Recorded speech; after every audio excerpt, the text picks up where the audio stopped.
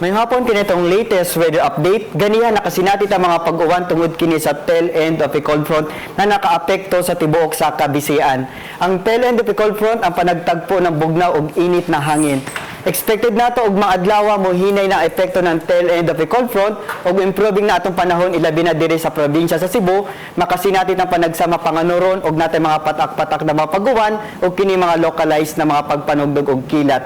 Samtang ang northeast monsoon or amihan ng paday nakaapekto sa may lalawigan sa Luzon.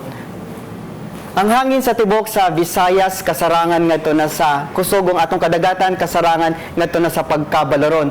Samtang natay gi-issue na gale warning diri sa may Northern Samar ug Eastern Samar. Ang gitason sa balod moabot sa 2.5 to 4.0 metros. Ang mga mananagat gagmay na sasakyang pandagat, abisohan natin muna dili muna mulawig ang mga dakong barko maging alerto sa dagkong balod.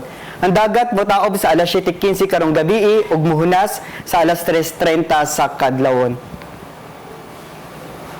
Ang adlaw mo silang alas 6:07 sa buntag ug para sa atong mga dugang detalye, mobisita ta sa atong mga official social media accounts sa atong official website sa www.bagong.pag-asa.dust.gov.ph.